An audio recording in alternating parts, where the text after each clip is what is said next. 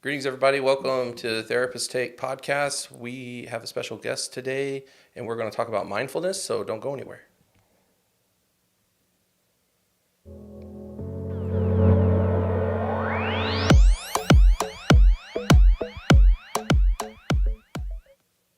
Hey, Carrie. Good morning, Josh. I have to kind of look over my shoulder I at you know, like I know. this. I'm like sitting back because Yeah. we're at an angle. Right, and now we got the camera up there that shows both of us, so now people know I have to I have to break that's my what you're neck to look doing. at you when we do You this want me to part. do this? Is When we that a have little more guest. helpful? Yeah, thanks. Okay, we're equally twisted know. like a pretzel.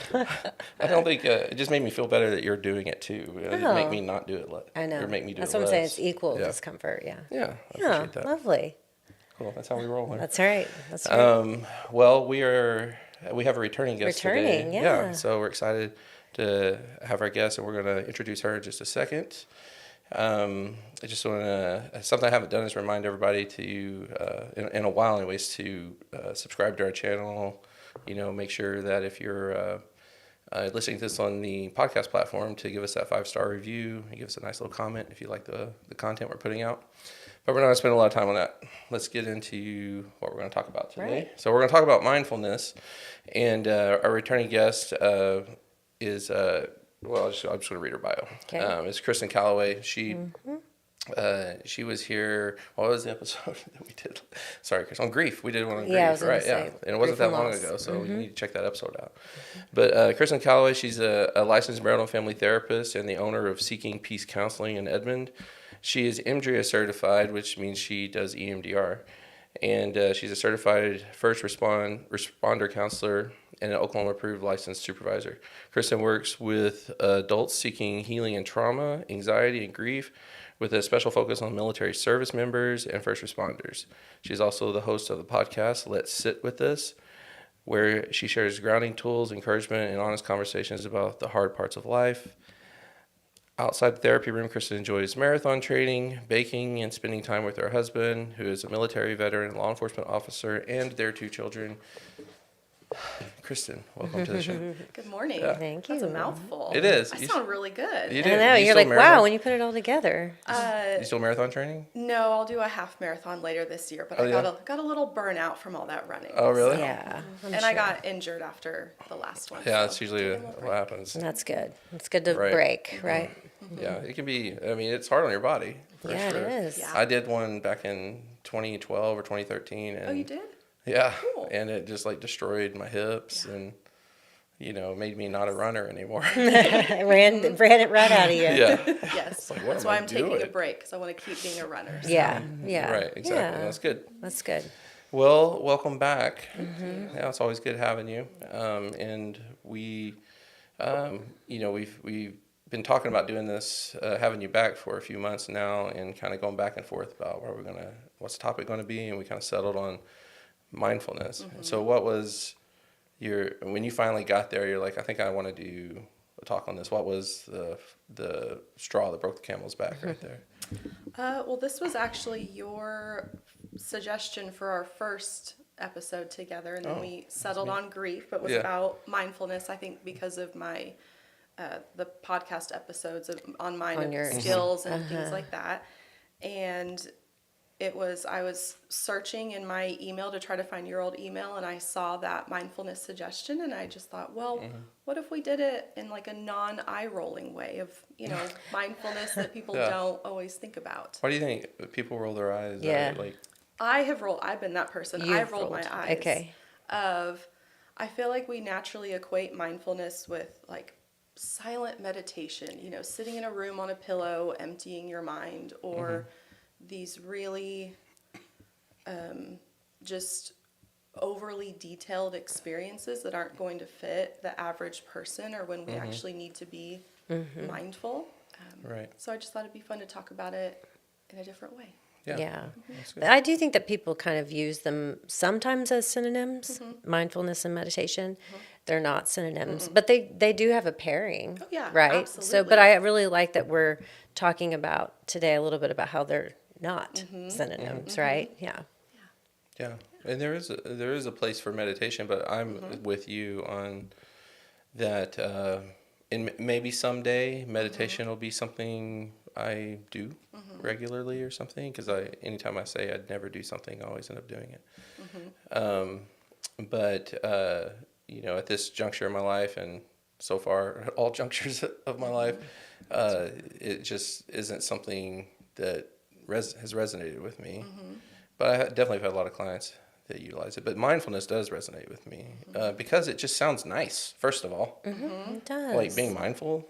Yeah. Like, it just sounds like you're being considerate, first of all. I just like the word. Mm-hmm. But you're going to talk about it from a little bit deeper, more of a clinical perspective of how it can be used. And by the way, I do want to plug her podcast, because I haven't listened to it all, but I just let it, whatever, I don't know what episode it is. It's just the one that popped up on my next catalog on my phone. And I'm really impressed with how you do this podcast, because I'm like, how does she just sit there and talk to no one? And her voice sounds so soothing. Like, I know. I don't care I what feel like you're this is saying. this topic is just very natural for you. Right. Yeah. She could be telling me, like, go out and buy processed foods. Eat all I don't know what she's saying. It's the sound of her voice. Sounds good. Yeah. I had a client tell me that they could listen to me read the phone book. Yeah. So thank you. I try to lovely. have that very calming. I'm just staring at a screen. It's Very nice. Very good. Cool. Well, it's really great. I would really encourage sweet. people to go check it out. We'll make sure to link it for the listeners. Thank you. I'm doing a book series this year. Yeah. So Oh yeah. That's what it was. See, I knew my brain would remember. Yeah, so it was the book How book to club. Keep House While Drowning. Yeah. Well, I don't know if that was the actual book. I just remember you saying you're, something you're about behind, Josh, is what I'm hearing. You catch up. it. I think I'm on the first one, Okay. the first book series. Okay. Yeah. Yeah. Cool. Cool. Yeah. Well, so I guess to kind of start off is like, give us like your working definition of what you're meaning by mindfulness. In fact, I think the thumbnail of this episode says, like, what is mindfulness? And it's like, hint, it's not meditation. It's not meditation. Yeah. So what is your working definition for that? So mine is simply just awareness of, in the present moment, what's going on internally. That's it. You don't have to be still. You can be, moving, doing things. You can do it at a red light. I had to learn to do lots of mindfulness when I was doing my really long runs, because you have to have that awareness of what's going on. Awareness when you are in a fight with your spouse or a hard parenting moment, but just being aware of what's going on internally, what you're thinking, what you're feeling, what's physically going on. It's just being aware of it. Yeah. So when I think of mindfulness, I often think of like being mindful of others. You're talking about what's happening inside of you, or on your person, or in your person, right? And that is a little bit different than I think than maybe how a lot of people. Yeah, it's would not think of it's it, not necessarily an external experience, right? Yeah. It's more about trying to build really depth of knowledge, I think, of being in tune with what's going on with you through all the data points, like you said, what you're physically experiencing, what you're thinking, what you're feeling, right? That's what she's talking about. And I think the beautiful part about this is it's something you can always do. You don't have to invite anybody to be, join you in it. Right. And I do think there is that relational component to it of when we are being mindful and aware of what's going on for us, then we are then able to be more mindful and aware of what's going on for the people around us. Absolutely. And in our relationship. So Right. there's that part of it. Yeah. So how does it transpire? Like, it just, like, you were saying, like, you can do it anywhere. What does that look like? And this is honestly the hardest part, I feel, for most people, and for all of my clients. I tend to have lots of avoiders, people who like to do, find other things to do to avoid feeling. Sure. And it's slowing down for some people. It's closing your eyes and, doing a body scan at the top of your head. Like, sometimes it's starting physically, if that's easier for people. What are you noticing in your body? Is your heart racing? Is your stomach in knots? Is your chest heavy? But just noticing that, and then typically then trying to trace it back to emotion is the pattern most of my clients go, but you could start with any of what your thoughts are, or if you can identify the emotions. Do people feel like threatened by that? Can you tell, like, do people feel threatened or uneasy about a process like this? Yes, it's very, well, it can be uncomfortable. The vast majority of my client base has a trauma history, and so being aware and present of what's going on in their body wasn't safe at some point. Yeah. And so learning that it is safe to slow down and that what they're feeling isn't going to overwhelm them. It's not going to, they're not going to continue crying, for hours or on end, or, that their anger isn't going to, completely overtake them. Right. I think we're also like faced with kind of what we were just talking about is like the stereotype of like this is like hocus pocusy or hippity dippity, And I know one thing that's really, and I think it's helped me be more accepting of it, and it's something I share with clients is like how powerful the brain is like you can, when you're doing that body scan you're talking about, like your brain can locate and feel what's happening in the tip of your big toe. Yes. It's amazing. Like if you let somebody work you through that body scan, and ultimately you can kind of learn to do it yourself, where you can focus in and your brain can zero in. And it's not like your body doesn't feel anything else. It's just kind of mutes it out though, and just you can feel the tip of your big toe. And I think that's It's amazing. freaking cool. It's so cool. Yeah. Your brain can just zero in like that. Yeah.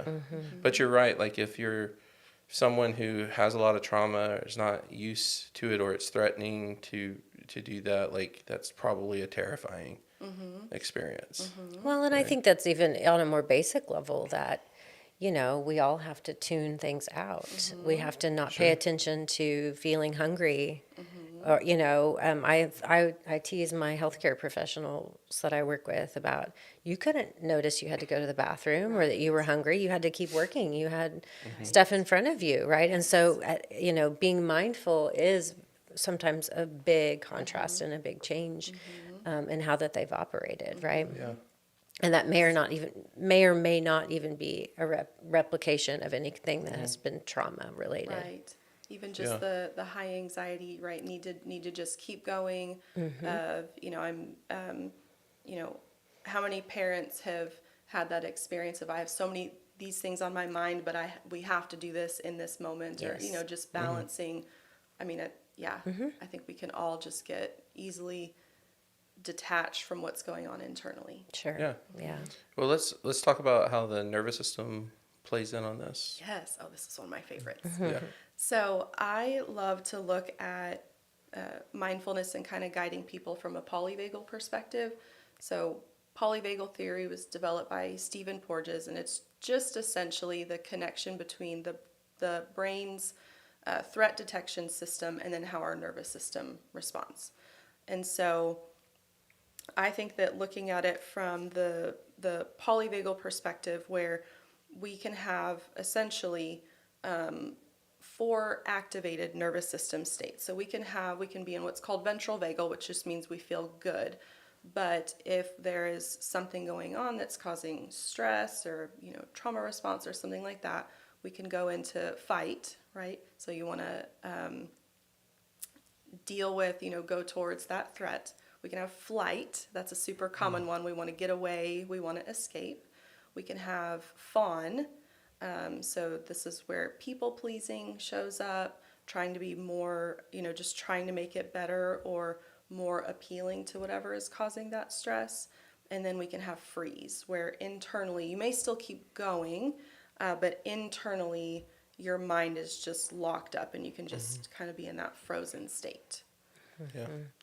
And there are like fight, so fight, flight, freeze, and then fawn. There are very practical survival situations where that's why your brain wants to do that. Absolutely. Right? I mean, everybody can Yes. think for fight or flight. Yes. For sure, but we've all seen the movies where someone's, being attacked by, a bear shows up and then they're natural state is to freeze. And I don't know if that's what you're supposed to do with a bear. But I think it depends on the kind of bear. But there are certain animals or situations where being completely still is the best move. Most adaptive, yeah. Yeah, I think there are some movies where the monster can't see you if you move, if you're still. I mean, but anyways, Well, if you think of possums, they play dead, hoping that the predator will go away. Yeah, fawning was really interesting to me too, because that's also survival. Yeah, You know, like if there is a being that is threatening my existence, like I might want that being to like me, you know, so that I don't get selected for the chopping block, you know, and so right. So it's practical in that sense, but it gets in the way, right? When our brain thinks we have this need to survive something, but we really don't. Right. Yeah. Right. That our brain is still perceiving there's a bear around. I Sure. use that bear metaphor quite a bit. That the bear is around. sure. But there's actually not a true bear in front of you. But what's important to understand is that it's either a real or a perceived threat. Right. Or if we've had experience where something has been overwhelming or distressing in one situation, our brain's going to say, hey, this is a little too similar. We need to have the same response, because what if? Right. If we aren't Better prepared, safe than sorry. Absolutely. Yeah. Yep. So then we just start getting into the pattern of reacting to what our brain is perceiving as distressing or a threat, rather than in the moment mindfully responding. Exactly. Right, not reacting, but responding to what's actually going on. Sure. Yeah. So my guess is your approach with mindfulness is basically to help people make that distinction. And I'm also going to assume for most people, I'm not saying all, because I know like your husband's in law enforcement and people in the military or people that are in domestic violence situations, there is real danger out there, right? And so I don't want to say, you know, I want this to kind of, I'm saying what I'm about to say in kind of a generalistic way. Is most of the time it's perceived threat, you know, and that's, it sounds like, I'm assuming this is where you're going with it, is that you're going to use mindfulness to help people realize that you're okay. Is that? Yeah. Yes. Those were my words. Did I take your words? No, that's pretty much what I was going to say. Okay, well, guys, we just wrap it up. And Right, we're done. Yeah, we're good. Well, and it's, I mean, even what I have found is that first responders and military actually have to have a good sense of awareness of what's going on, because the normal response, if there's actual danger, is to run away, right? Yeah. But their job is to go towards. So they have to be aware of the fear, right, and continue going. So, but for most of us, it's perceived, and that is not to that, and that term is not meant for us to judge what's going on. If we think that this should be an issue, it's not a should with our conscious brain, but what the subconscious parts of our brain, if they are perceiving, if that part is perceiving that this is overwhelming, you know, something that we need to avoid, if it's something that could harm us. Right. Sure. yeah, something I tell people a lot is maybe you should or maybe you shouldn't, but you can't control that you're feeling it, and if you feel it, it at least warrants a conversation. Yes. And sometimes that's a conversation with somebody, and sometimes it's just a conversation with yourself, you know, but just because you might think that I shouldn't be feeling this, there's another part of your brain that disagrees with you. Right. And and because you can't control that, it at least warrants a conversation. There might be something to it, right? Yeah. Well, I don't think you're going to talk yourself out of those responses and those feelings, because our brains are prediction machines, right? And so that feeling could be speaking to you from, oh no, the last time that this person said this, they actually hurt you. And so it's not about talking yourself out of that. It's not about being frozen to the thought. It's not going to happen, right? It's actually interesting, because mindfulness is about, I think, going to the center of things, right? Being able to really turn and look. Yes, and it's just accepting what's going on and then responding with what you need, either internally or externally. Sure. Both. Yeah. Do you have something in your bag of tricks where you that you give to most people, and like how to do this? Like, it's just driving down the road and their nervous system is triggered, and it's like something you can do to actually that maybe everybody can do to some degree. You know, everybody might have their own flavor of it, but is there any kind of tip like that that you? Yeah. So I like to have people identify from those 4 nervous system states, because some of those, to rather than just, what's going on inside, that can be so overwhelming for most of us. And most people aren't in a therapist's office where we have a feelings wheel, right, where we can point out what we're feeling. Or if they are if their nervous system is so activated, right, trying to access emotions can be too much. And so just trying to realize, okay, am I panicking right now, right? Am I wanting to run away? Am I freezing up, right? Am I wanting to just make this stop? And then my 2 things are to just say it to yourself, whether if it's just internally in your mind. I talk to myself out loud if I'm by myself. I will say it out loud of, Kristen, you're feeling this way. That naturally creates just a little bit of distance rather than being just sucked into it. You've created a little bit of distance to step away. So that's going to start slowing it down, because you're asking your brain to kind of be in 2 places at once. Yeah. So that distance. And then I'm just a fan of deep breathing, and everyone does that differently. I don't like to give particular ways of deep breathing, because some people can have trauma related to holding their breath or some things like that. But just deep breathing to slow it down, because you have to slow down your nervous system before you can try to do anything else. Sure. Those 2 things. And then once you can start getting it slowed down, to then kind of go more into, so what is it that I need in this moment? What is it that's worrying me or overwhelming me? What do I feel is threatening? And then what do I need in that moment? That's great. So just to kind of break that down, the first thing, so it sounds like you say you have them name it, right? And I actually think saying it out loud is better. So, but obviously, like, you Not want every that to be If I'm in Target, context right, specific. If you're in the workplace. I wanted to say, like, after you said that, I was like, Kristen, you actually don't just do that in public. I mean, in private. private. That's a joke. Yeah. It's okay. I've never heard you talk to yourself. But yeah, to name it, and then to do the breathing exercises. Like, do you have them do like box breathing, or do you go over with them the types of exercises the deep breathing exercises? That gets so specific, honestly. We'll talk about just what's available to you. So if you are hyperventilating, or you're in a panic attack, or if you're new to it, just trying to breathe in and trying to breathe out, right? And trying to move to nasal breathing in and then extending that exhale. My favorite is the 4-7-8 breathing, essentially box breathing, but we're breathing in, and the counting, the actual number is irrelevant, but it's just that It's it gets the measurement, progressively longer. So breathing in through your nose, holding your breath as long as that's not triggering, because if people have trauma related to that, we don't want to do that. But holding your breath for as long as you can, and then the really slow exhale is what kicks in that calming response of the nervous system. It kicks in the parasympathetic, and just that breathing out is where I have people start. Yeah. Yeah. I think that's great. Yeah. And I think if people, you help them with it. Oh, yeah. Right. Like you're saying, to Yes. find the specific flavor of it. Right. Yes. But Yep.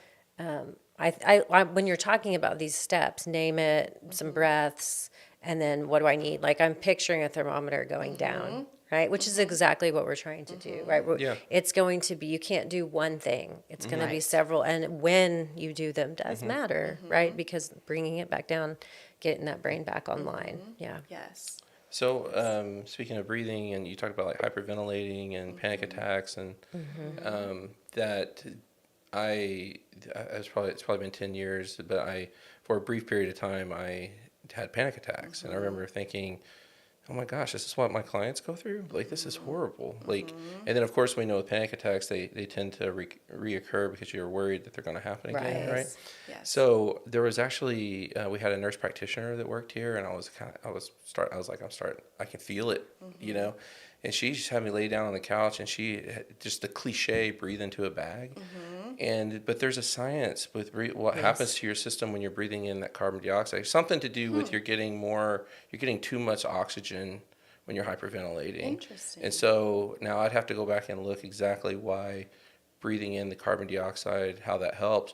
But another thing that helps psychologically is I carried a bag with me everywhere. And it just knowing I had that with me helped me not worry so much with panic attacks. And so I very rarely had to use it after that. So that's just a little tip for people that might be dealing with that. And I think that the visual of it, filling with air and deflating with air, the sound, all those sensory things are another way that kind of, again, thinking of that thermometer temperature coming down, right? So I think it's so sensory. I think there's so many layers to that exercise, right? Well, and if you think about it, just, having to pay attention to, I have to hold this bag, right, and breathing in and out, and there's only so far you can breathe out, right, for the bag. Right. That's making you be mindful in That's the right. moment. 'Cause you're It's paying actually attention to it. dual, like you were talking about. Dual awareness. Yeah. Breathing turns out to be pretty important. Pretty important, for our right? existence. Right. It's an does. important thing. I know. Good.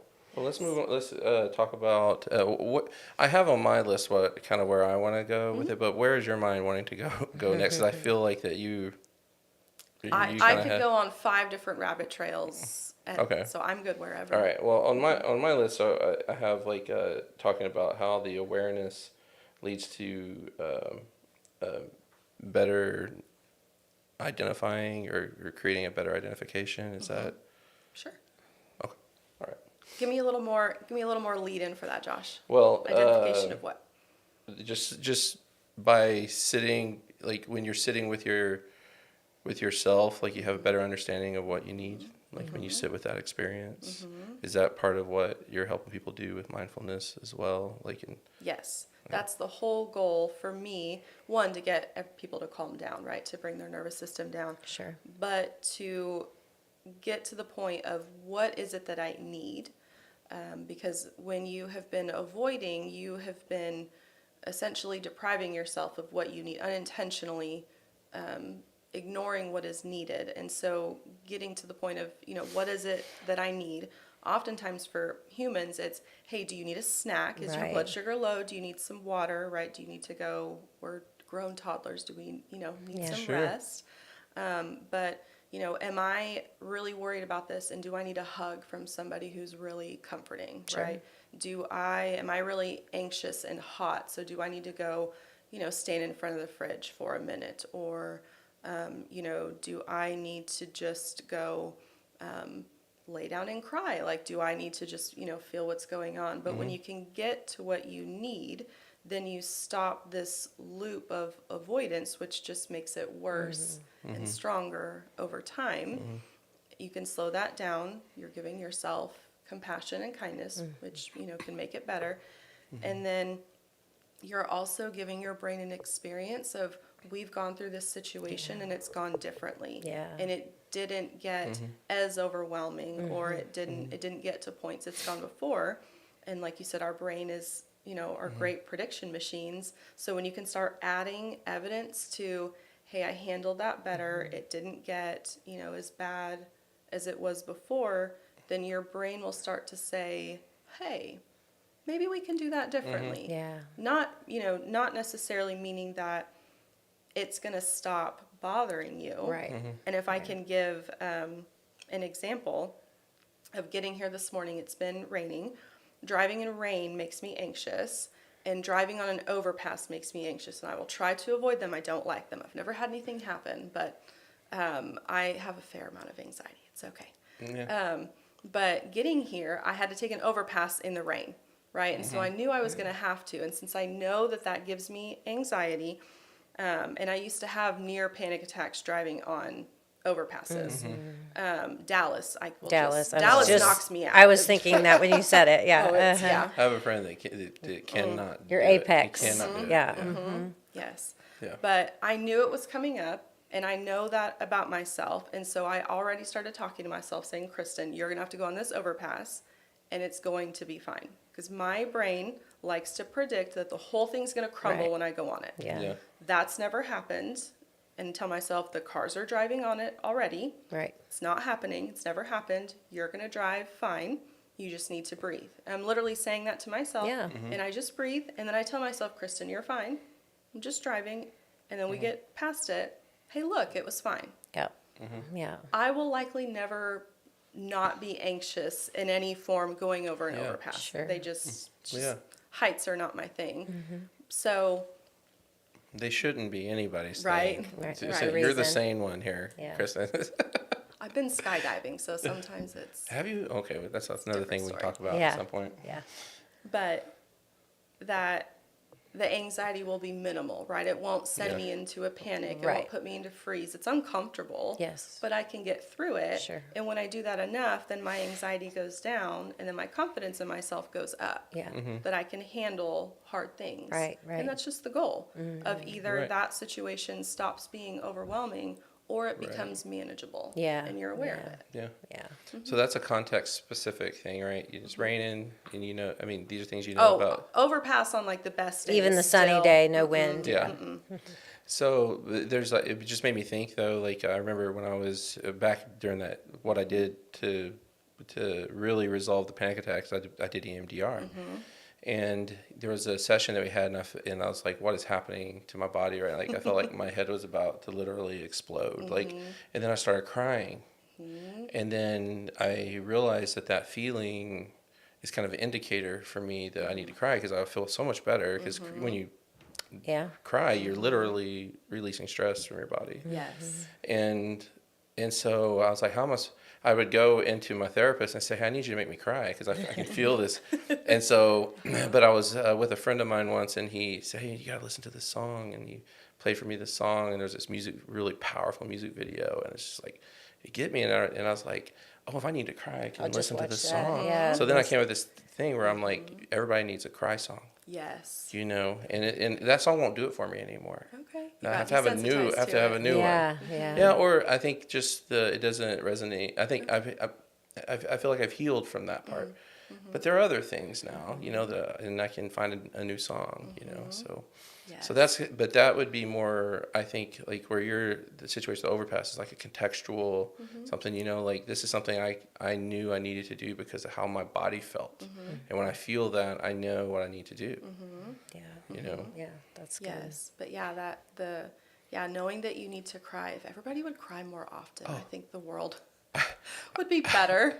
I used to Little say, bit like, better. if I could figure out how to cry every morning before to get rid of the crap from yesterday, Yes. Be free. I think it would be a much better place. We all just have a good cry right when we wake up. And I feel so much better. Yes. Just to get it out. Just to clean out from yesterday. Yeah. Yeah. Yeah. But even if the threat essentially is grief related to something, whether it's a transition, a loss, somebody passed, and wanting to avoid just sitting with those feelings, to allow yourself to cry. That's what you needed in that moment. And then that avoidance cycle just gets less. Yeah. The confidence goes up, like you said. I think that's the kind of like the part to sell to people, right? Yeah. Yes. I mean, essentially, we're talking about a deeper level of self-awareness. And I tend to think, I think as a human species, like we've become self-aware to an extent where we know we don't like to suffer in ways that other species, most species don't, have developed a level of self-awareness. They don't like to feel pain or suffer. And my dog's like that. But I think we do it on a different level. Like we really don't like to suffer. Right. Or to feel any kind of Right. Discomfort. But I don't know if we have developed this level of self-awareness to really apply the right kind of, whether it's the healing touch or just a response to that pain. We just like, oh, this isn't good. I don't like this. I wonder if I can throw some chemicals together and swallow them, and then that'll make me feel Change my better, state. right? Yes. you know, or I'll eat some food and that makes me feel better. I'll do this. Sure. And so then we I'll go shopping. right. I'll doom scroll. Yes. Yeah. For hours Yeah. or Yeah. So there was kind of this piece for me where and I don't know if you remember me saying this, Carrie, where I'm like, I don't know if, you know, the evolution of humans, like, into this level of self-awareness, I don't know if that was such a good idea. Right. Right. This is like, we're just keenly aware of our pain now. Right. You know? Yeah. Makes me think of Spider-Man with, you know, more powers, more responsibility of we have higher level thinking and awareness, so then we need more. Yeah. Yeah. That's going to serve as a really good transition, by the way, because we are going to have to wrap up, but we have a fun little game to play with you. Ooh. And speaking of Spider-Man, this game's called Thera-Sense. Okay. It's like Spidey sense, Okay. but your Thera-Sense. And I do want to mention Xander, who's going to. We don't have a camera on him today, but I appreciate Xander being here today. He works the screen and sound and everything, and he. His son decided that he just wanted some company this morning about 4 a.m, and so he has been up since 4 a.m. and decided to still come here and do this. And so he's going to read the scenarios or the quotes, and then what you're going to do, and then we can respond with you. But what you're going to do is you're going to determine how this hits you as a therapist, like in terms of your Thera-Sense. Like, is it alarming to you? Like low, medium, high. Okay. You know. And of course, we can get real specific, be like, and think too contextually, like, I need to know more information, but just kind of, we'll just go with it. Okay. Okay? Okay. Yeah, shout out to my 21-month-old who just wanted to spend more time with me That's this morning. right. He was just so excited to start the day. Yeah. Like how I reframed What a better that. day to Just start wanted with your that. company. Yeah, I'm exactly. Came in, I'm so tired. All right. So here's the first one. The first one is a client will say angrily, I don't see the point in trying anymore. I hear this like once a day. Yeah, So, right. So I just saw your normative. Thera-Sense go. I don't. Okay, angrily. I don't see the point in trying anymore. Okay, and it's what? Low, medium, high? Low, medium, high, yeah. Okay. I guess my answer is always going to be like, but what's the context? I know. Because Aren't we are such? they- That's why these Always games do these not work therapists for games. therapists. That's why I said Okay. angrily. So, okay, anger, but. Not sadly, but like angrily. Well, but like, you can still. Anger can still. Anger can still. Okay, so a little high of like, if we've established that they're safe, right? But there's no point of what, like, in their trying therapy anymore, I'm not fun at this game. yeah. I mean, we're we- never we good talk at about these. this, We like, all our yeah, answers we're are always like, well, it depends. It depends, I know. Everything Yeah. depends. Let's just say there's no threat to their Okay. being. Like, they're not going to hurt themselves or anything. They're just like, I just don't see the point. Point in doing what I've been doing. What's the point, Kristen? What's the point? What's the point? Oh. I'm like, don't get mad at me. I'm just Probably- the therapist. No, probably medium, but for me, they have anger, but what's underneath it? Yeah. Because there's what are they wanting to avoid, right? What's the sadness? What's the Absolutely. grief? What's the hopelessness? I still an N though. I agree. It's not high. Like their anger, in a sense, in your presence is like, great. You're letting me see it. Oh, I love, yeah, usually that's, Yeah. yeah, if somebody's getting angry, like, yeah, if they're crying or they're angry, Yeah. like, yeah, Yeah. getting We're somewhere. in. Yeah. Yeah. Yeah, that hits high for me because and when I say the alarm high, not like, oh, I need to intervene. It's more like, oh, we're getting somewhere. Okay. You know, like, Okay. because when someone says, what's the point? I'm like, good. Yeah. Like, that's exactly, like, what we that's should where we're be. at. We have to redefine the point. Yeah. And that sucks because sometimes I just want someone to tell me what the point is because it's how we've lived a good portion of our life. Yeah. And now I have to do that? Like, Yeah. what the heck? But, yeah. And so I kind of get excited when people are like, what's the point, Josh? Okay. You know? I know. Yeah. That's me. That's my Yeah. personal Let's do at least two more, and let's see if we can do it. Okay. Second one is, you ask a client, how are you doing today? And they say, oh, I'm fine. So they know I'll either just smile and keep looking at Just them because wait. they know I don't accept that answer for the most part. There's a handful, or we'll say, okay, so how are you really doing? Yeah. So I guess, I don't know. So you see an avenue for intervention there, like, Oh, yeah. Yeah. Yeah. Sure. Because you probably are not, you could be fine, but probably not. There's probably something going on. So, Yeah.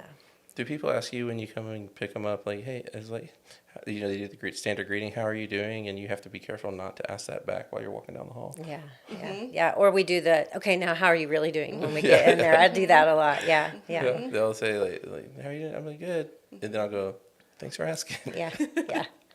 I just keep walking Just down the keep hall. going. Yeah. We'll get to my really response. how Yeah. you're doing. Yeah. All right. Next, okay. A final one is I've just been drinking more than usual, but you know it's the only thing that can help me relax. Okay, and Josh, you have to give me a paper to remember. Low, medium, high, like low being like not super alarmed by that, to high being like, whoa, like, let's back it up a second. That's a good medium. That's probably between a medium and a high. 'Cause for me, they're numbing and avoiding, and so what's going on there? Yeah. Adding more complications. Yeah. What about for you? Yeah, that'd be high, I think, because again, especially if it's new, like, And again, it depends. right, it Contextually. depends. Is this Yeah, their norm? Right, is this or their is this norm, or they new? know, or is this an indicator they're changing their relationship because they're understanding how they're using alcohol? You guys are such therapists. I It's know, so it's sick. this is no It's disgusting. fun. You need It's a no different fun. you need word association. You Yeah, need something, right, Josh. or just facts, like, Yeah, it's not that's a working medium ways. for me because I think for me, I'm like, you know, like, you know, I mean, gosh, if we didn't have alcohol, what would we do? You know, I mean, Sure. if we didn't have something, a vice to help just kind of To take the help them. edge off.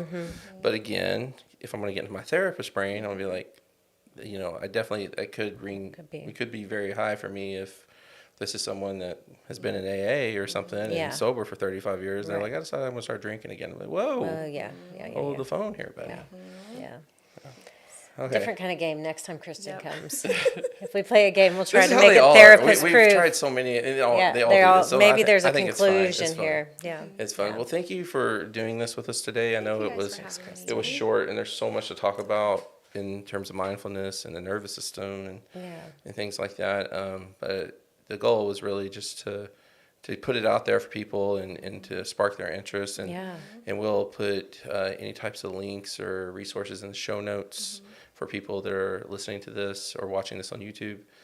And we'll make sure to also kind of link anything that you want. So if there's any kind of resources that you haven't sent over yet, make sure you email those to me. But before you go, do you mind telling people how they can find you, like your web address or if you have an Instagram or anything like that? Yeah, so my website is seekingpeaceok.com, or you can just look up my name, Kristen Callaway. It'll tie to that. I believe my social media handles, I have pages on Facebook and Instagram. It's just, I don't keep up with it a whole lot, but I believe those are Seeking Peace OK, and they'll have my name tied to it. And then my podcast, of course, is Let's Sit With This. So Go check out our podcast and give her a 5-star review. It really helps the that'd be algorithms. my first one. Yay. Really, I haven't done it yet. Well, I'm going to do it. Good. I'm gonna You can carry do it give her one today. too. Okay. Thanks, All right. No guys. problem. Yeah. All right. Thank you. Well, thanks for being here. And Xander, thank you for being here, Thank buddy. you. Appreciate it. Yes. And anybody that has been watching and supporting us